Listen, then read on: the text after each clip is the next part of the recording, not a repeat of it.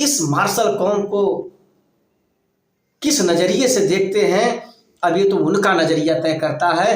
आप किस नज़रिए से अपने आप को देखते हो, यह आपका नज़रिया तय करता है। और कौन है, कहीं न कहीं इसके पीछे गुनाहगार अपने देश के लोग भी रहे हैं। आज किसी का नाम नहीं लेना है कि इस विद्रोह ने और आपकी इस दुश्मनी ने किससे, उन विदेशी आक्रांताओं से जो इस वंश ने कभी न झुकते हुए अपने देश। साथियों आइए देखिए, मैंने एक एरो का निशान मारा हुआ है, लिखा है रिफ्रैक्टरी भर आप हुज इनसुबॉर्डिनेशन। जैसा कि आप देख पा रहे हैं, रिफ्रैक्टरी भर का मतलब होता है दुर्दांत, अर्थात जिसे कहते हैं ढीठ, उदंड अपने जो गांवटी भाषा में। साथियों नमस्कार। साथियों आज मैं आप लोगों के बीच में एक ऐसी बात रखने जा रहा हूं। आप लोगों को पता होगा कि आपको ब्रिटिश हुकूमत में क्रिमिनल ट्राइब एक्ट, जन्मजात अपराधी, ये भर वंश है, इसको जन्मजात अपराधी घोषित किया गया था। लेकिन क्या आपको पता है कि आपको जो आज से 800 साल पहले जो मोहम्मदन शासक थे, उन्होंने स्पेशल इस देश में अब तक के इतिहास में अगर किसी को अपना बागी, अपना दुश्मन और अपना विद्रोही माना है तो वह जानते कौन है? यह भर कौम, यह जो भर वंश है, आज राजभर है, इसे उन लोगों ने अपना पक्का बागी और दुश्मन माना था। और यही नहीं, इन लोगों ने भी, देखिए यहां कोई व्यक्तिगत एक राजा, जैसा कि आप स्क्रीन पे अभी आप एविडेंस के रूप में देख रहे हैं, मैं आगे अभी एविडेंस के रूप में बताऊंगा कि इस पूरे वंश के जितने भी बहादुर कौम लड़ाके योद्धा थे, सारे लोगों ने, पूरे मोहम्मदन जो भी शासक थे, इन लोगों ने भी उनको अपना दुश्मन माना था। यह इस देश के सभी लोगों को गर्व करने की बात है कि हमारे देश में एक ऐसे वीर मार्शल कौम थी जिन लोगों ने किसी विदेशी आक्रांताओं को अपना दुश्मन माना, उन लोगों ने भी इनको अपना दुश्मन माना। आज जो इनकी हालत है, यह ऐसे नहीं है, यह ऐसे नहीं है, यह उनके उस बागी होने का प्रमाण है, उनके उस विरोधी होने का प्रमाण है।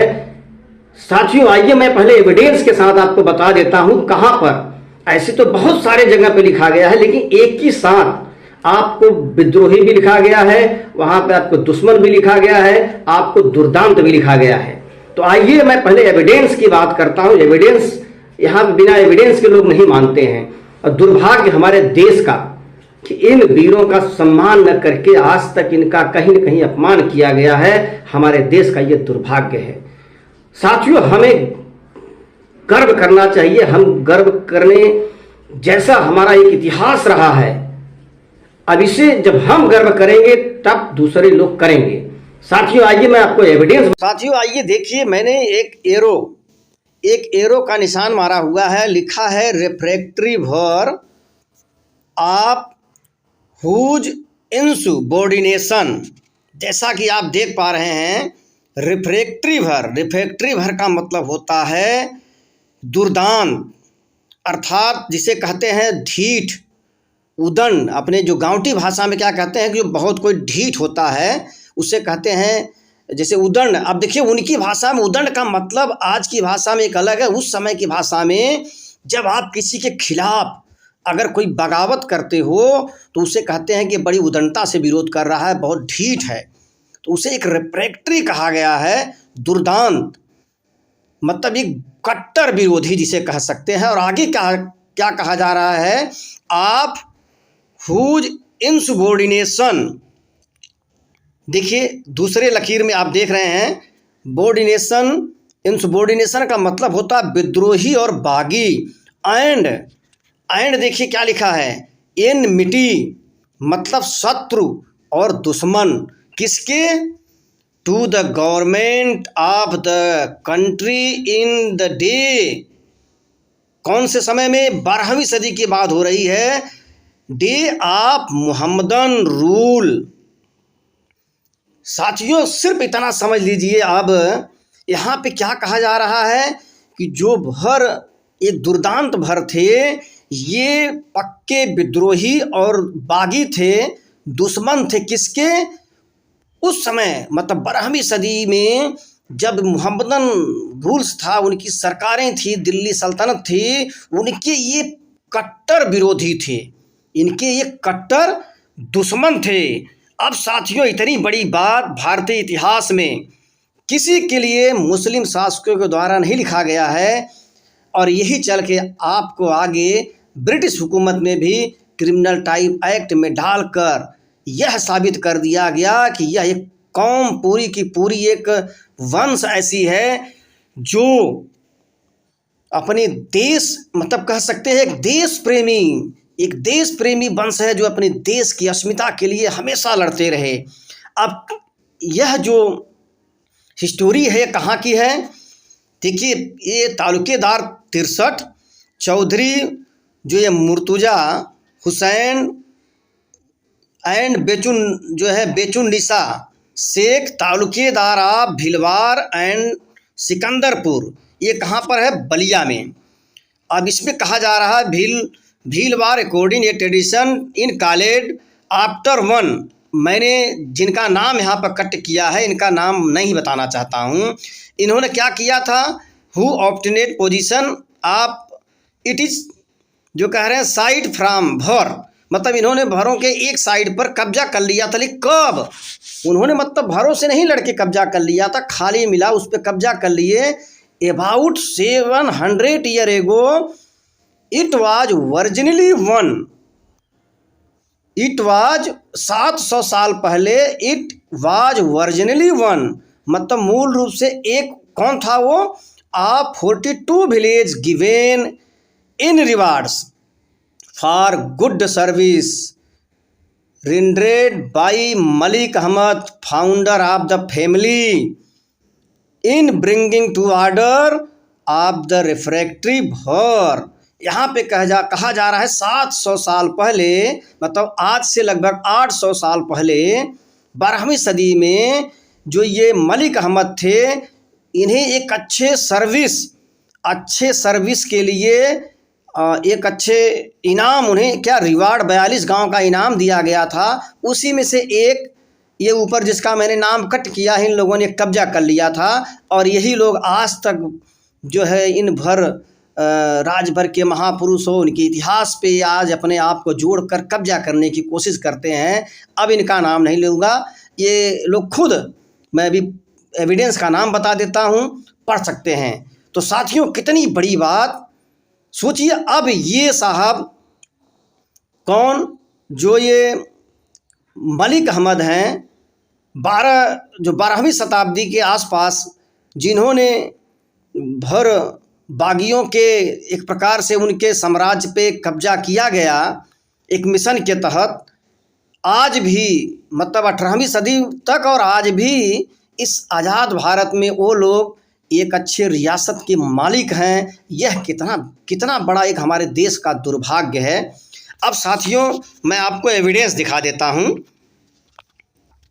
आप एविडेंस में आप देख सकते हैं, जैसा कि हमेशा बताता हूं, illustrated historical album of the Raja and taluqdar of Awadh. यह जो पुस्तक नहीं है, ये एक सरकारी दस्तावेज है और सचित्र वर्णन है। ये जो तालुकेदार थे ब्रिटिश हुकूमत में, यह जो फिगर देख रहे हैं यह उनका फिगर है, और ये वही तालुकेदार हैं जो जिसे चौधरी मुर्तुजा, और चौधरी भी उपाधि जो मिली थी इन लोगों को, उन्हीं भर बागियों के एक और साम्राज्य पे कब्जा करने के लिए एक मिशन पे जाने की वजह से इनके परिवार को चौधरी की उपाधि मिली थी। और यह पेज नंबर कोई भी इस पुस्तक में जाके पढ़ सकता है। इसका पेज नंबर 34 है और तालुकेदार संख्या है 63। जैसा आप देख रहे हैं, Chaudhary Murtuza Hussain and Bechunnisa Sheikh Talukedar of Bhilwar and Sikandarpur. स्पष्ट अभी आपको समझ में आ गया। और यही नहीं, आगे देखिए, ये इनकी पूरी बाकायदे बायोडाटा एक हिस्ट्री है, कैसे आगे अंग्रेजी हुकूमत तक इन लोगों ने बाकायदे ब्रिटिश हुकूमत का इन्होंने साथ दिया था। और बाकायदे उस समय तक ये देखिए 42 गांव का ये राजस्व, उस 42 गांव के ये मतलब करीब 600 सालों तक उस पर ये लोग काबिज रहे। ये हमारे देश का इतिहास है। कितना बड़ा दुर्भाग्य है। और जो लोग इस देश के लिए लड़े, आज उनकी क्या हालत है। आज उन्हें लोग निचली स्तर का मानकर नीच जाति का, या लोग कहते हैं, मैं देखा हूं, निम्न कहते हैं, निम्न जाति। सोचिए ऐसी बागियों को अपने देश में निम्न जाति के नाम से अगर कोई कहता है तो सोचिए वह खुद कितना बड़ा। अब कुछ कहने की ज़रूरत नहीं है। मुझे लगता है देशवासियों को ऐसे इस वीर कौम को सम्मान देना चाहिए, तभी हमारे देश का असली सम्मान होगा। और जो लोग इतिहास संरक्षण की बात करते हैं, इतिहास संरक्षण तो इनका होना चाहिए। तो साथियों, ज़्यादा कुछ न कहते हुए आइए इस मिशन से जुड़कर एक हमारे देश के गौरवशाली इतिहास को जो अंधकार में है उससे लोगों के सामने रखते हैं। तो साथियों, अभी आपने देखा एक इतना महत्वपूर्ण एविडेंस ही नहीं, यह आज जो आपका वर्तमान है, यह आपका हजारों साल का इतिहास है। और उसी आपकी बगावत, आपके इस ढीठ वाले रवैये ने, और आपके इस विद्रोह ने, और आपकी इस दुश्मनी ने, किससे, उन विदेशी आक्रांताओं से, जो इस वंश ने कभी न झुकते हुए अपने देश की अस्मिता के लिए जो इन्होंने लड़ाई लड़ी, उसी का आज इन्हें इनाम मिला है। इनाम में क्या मिला है? अशिक्षा, गरीबी, और क्या मिला है? भूमिहीन, दर दर भटकने को मजबूर। आज भी अपने ही देश में अगर इनकी यह दयनीय स्थिति है, इसके लिए गुनाहगार कौन है? कहीं न कहीं इसके पीछे गुनाहगार अपने देश के लोग भी रहे हैं। आज किसी का नाम नहीं लेना है, सभी को पता है। परंतु अगर वो लोग चाहें तो इनको अब सम्मान देकर अपना भी सम्मान पा सकते हैं। हमारे देश की गौरवमय इतिहास, गौरवशाली इतिहास को फिर से एक सम्मानित कर सकते हैं। कब तक? जब तक इनके इतिहास को सुरक्षित और इनको सम्मान देकर इन समाज को अगर ऊपर उठाने का काम अगर किया गया तो समझ लीजिए सही में इस देश का सम्मान होगा। साथियों, यह तो है आपके अतीत उत्थान और पतन के बीच का जो ये घटनाक्रम है, यह इसका कारण है।